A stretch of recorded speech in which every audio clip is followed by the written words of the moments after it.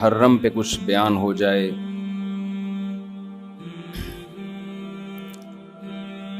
محرم میں دو طرح کے موضوعات ہوتے ہیں، ایک تو کربلا کے موضوع کو بیان کیا جاتا ہے، اس پر میں ایک دفعہ بیان چند سال پہلے کر چکا ہوں کہ اس میں معتدل رائے کیا ہے۔ کبھی موقع ملا تو دوبارہ بیان کر دیں گے انشاءاللہ کہ اس سے ہمیں اسباق کیا ملتے ہیں، اس میں صحیح بات کیا ہے، واقعے کا صحیح پہلو کیا ہے۔ اس میں افراط و تفرید بہت ہے، مبالغہ آرائیاں بہت ہیں۔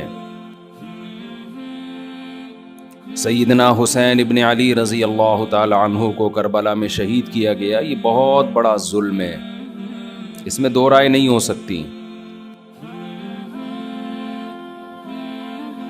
اور بڑی بات یہ کہ حکومت کی سرپرستی میں یہ کام ہوا ہے، اس لیے یہ بڑا ظلم ہے۔ جو اسلامی حکومت تھی، جو خلافت کی دعوے دار تھی، شاید اسلامی تاریخ میں اس سے بدترین واقعہ ہمیں نہیں ملتا۔ لیکن یہ ایک واقعہ ہے، محرم کا اس سے براہ راست کوئی تعلق نہیں ہے۔ واقعات تو کسی نہ کسی مہینے میں ہوتے ہیں، کسی نہ کسی تاریخ کو ہوتے ہیں، تو ان واقعات سے عبرت حاصل کرنی چاہیے، نہ کہ ان تاریخوں کو پکڑ کے ہم بیٹھ جائیں کہ چونکہ اس تاریخ کو یہ ہوا تھا تو ہم نے یہ کرنا ہے، اس ڈیٹ کو یہ ہوا تھا تو ہم نے یہ کرنا ہے۔ ہمیں کسی قیمت بھی اسلام کا دامن ہاتھ سے نہیں چھوڑنا۔ حضرت حسین رضی اللہ تعالی عنہ جو کربلا میں نکلے تو محرم ہونے کی وجہ سے تھوڑی نکلے تھے، تو سیاسی حالات کو درست کرنے کی نیت سے نکلے۔ وہ محرم ہوتا تو بھی جاتے، سفر ہوتا تو بھی جاتے، ربیع الاول ہوتا تو بھی جاتے، رمضان ہوتا تو بھی جاتے۔ اس کا محرم سے کیا تعلق ہے؟ جس چیز کو آپ نے حق پہ سمجھا اس کے لیے آپ نے خروج کیا، اس کے لیے اپنی گردن کٹا دی۔ غیرت کی شہادت کو ذلت کی زندگی پر ترجیح دی، پورا خاندان کٹوا دیا مگر غیرت پر سودا نہیں کیا۔ تو اگر یہ سفر میں آپ کو موقع ملتا تو آپ سفر میں نکلتے، ربیع الاول میں موقع ملتا تو ربیع الاول میں نکلتے، رمضان میں ملتا تو رمضان میں نکلتے۔ ہمیں کیا کرنا ہے؟ چاہے محرم ہو، چاہے سفر ہو، چاہے ربیع الاول ہو، چاہے ربیع الثانی ہو، جمادی الاولیٰ، جمادی الثانیہ، رجب، شعبان، رمضان، ہمیں حکم یہ ہے کہ شریعت نے ہمیں جو حکم دیا ہم اس سے تجاوز نہ کریں۔ تو بہن بھائی، فرقے بنتے چلے جائیں گے، محرم میں جو کچھ ہو رہا ہے یہ لوگ کریں گے۔ نبی نے فرمایا 73 فرقوں میں امت تقسیم ہوگی۔ میں نے اور آپ نے وہ کام کرنا ہے جو قرآن میں ہے، حدیث میں ہے، اور اس پر کس کا عمل ہے؟ صحابہ کا۔ اور یہ جو چاروں ائمہ ہیں نا، انہوں نے انہی کو فالو کیا ہے، صحابہ کو۔ اس لیے امت کہتی ہے چاروں ائمہ کا جس مسئلے پر اتفاق ہو اس سے شذوذ اور خروج اختیار کرنا جائز نہیں ہے، کیونکہ یہ اس کی ظاہری ایک علامت ہے کہ حق اس میں منحصر ہے۔ اتنے بڑے بڑے ائمہ کیسے غلطی ایک سے ہوتی ہے، دو سے ہوتی ہے؟ چاروں ہی متفق کیسے ہو گئے؟ اور اگر آپ نہیں مانتے تو اتنی بات تو مانتے ہو نا، نبی اور صحابہ یہ تو منصوص ہے نا۔ تو مجھے بتاؤ، محرم صحابہ کی زندگی میں آیا تھا کہ نہیں آیا تھا؟ اہل بیت کی زندگی میں آیا تھا نہیں آیا تھا؟ کوئی ایک صحیح روایت ہمیں ملتی ہے کہ اہل بیت نے وہ کچھ کیا جو آج ہم کر رہے ہیں؟ کیا حضرت حسین ابن علی رضی اللہ عنہ سید الشہداء، کیا انہوں نے ماتم کی ترغیب دی ہے، یا ان کے اولادوں نے ماتم کی ترغیب دی ہو؟ غم منانا، غموں میں رونا پیٹنا، ماتم کرنا، اسلام صبر کی تلقین دیتا ہے۔ اہل بیت کا حکم بھی کیا تھا؟ صبر۔ واویلا کرنا، رونا پیٹنا، چیخنا چلانا، یہ اسلام کا حکم نہیں ہے۔ بعض لوگ استدلال کرتے ہیں کہ فلاں موقع پہ نبی صلی اللہ علیہ وسلم روئے، فلاں موقع پہ فلاں صحابی روئے، غم کے موقع پہ روئے ہیں، غم کا موقع گزرنے کے بعد اس تاریخ آنے پر روئے، ایسا ہمیں تذکرہ بولو نہیں ملتا۔ غم کے موقع پہ رونا تو انسان کی نیچر ہے، فطرت ہے، اس میں بھی چیخنے کی اجازت نہیں ہے، ماتم کی اجازت نہیں ہے۔ عین جب صدمہ پہنچے اس وقت آپ کو ماتم کی اجازت نہیں, نبی نے لعنت فرمائی ہے.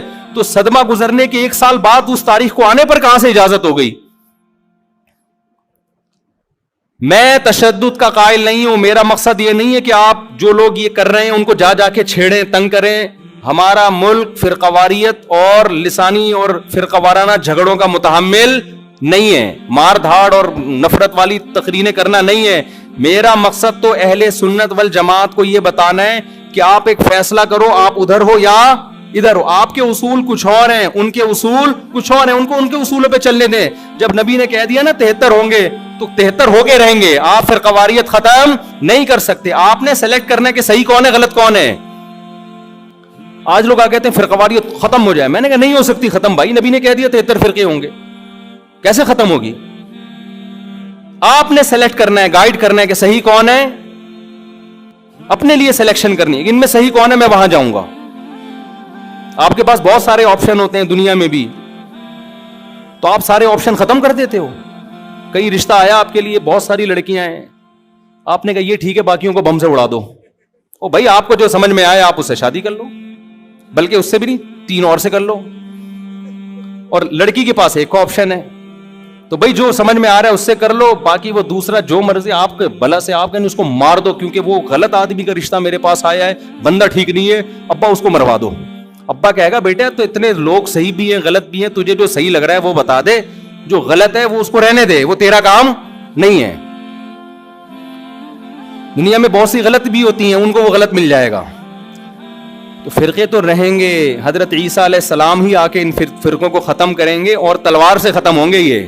اور یہ ہمیں اجازت, ہمیں بم پھاڑنے کی, تلوار چلانے کی, گالیاں دینے کی اور ایسے بیان کرنے کی جس سے نفرتیں پھیلیں, ہمیں اس کی اجازت نہیں ہے. ہمارے پاس تو جو بھی آتا ہے ہم اس کو گلے لگاتے ہیں. شیعہ لوگ بھی آتے ہیں, ہم ملتے ہیں, تمیز سے بات کرتے ہیں, اکرام کرتے ہیں, السلام علیکم. مذہب پہ بحث نہیں کرتے ہم, کیوں؟ ہمیں پتہ ہے خام خواہ کا جھگڑا ہوگا. جو سیکھنے آنا چاہے بات کر لیتے ہیں اس سے ہم.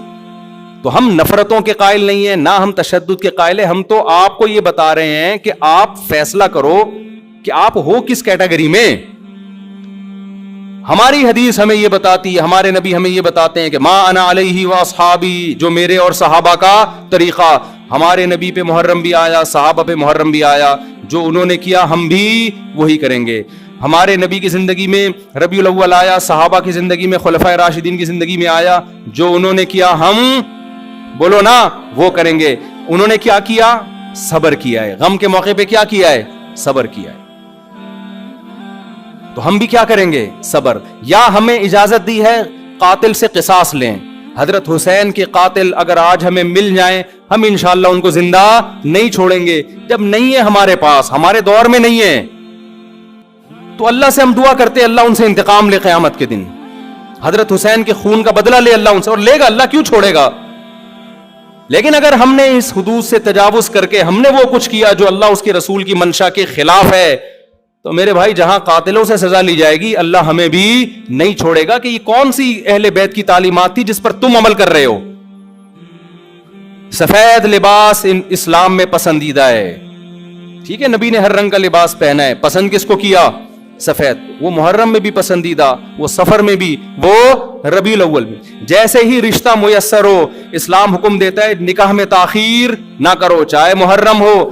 محرم ہے تو سفر تک ڈیلے نہ کریں, سفر میں رشتہ ملا تو ربیع الاول تک ڈیلے نہ کریں. ویسے بھی میرے بھائی جس نے 4 شادیاں کرنی ہوں گی وہ اگر ڈیلے کرنا شروع کر دے تو اس کی ہو گئی. پھر اسلام میں تو یہ کہ جلدی نکاح کرو, محرم میں بھی کریں. جو نہیں کر رہے ان کو چھوڑ دیں, اپنے ان کا فرقہ ہے, ان کا مسلک ہے, چھیڑے نہیں کسی کو, جا کے بحث نہ کریں. دفتروں میں بحثیں خامخواہ کی شروع ہو جاتی ہیں. آپ نے اپنے بارے میں فیصلہ کرنا ہے, میں کدھر ہوں, میں کدھر کھڑا ہوں.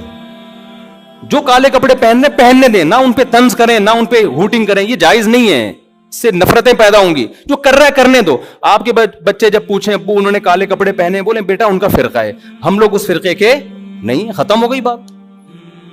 تو ابو ہم اس فرقے, ہم کیوں نہیں ہیں بیٹا؟ ہم حدیث میں آتا ہے کہ ما انا علیہ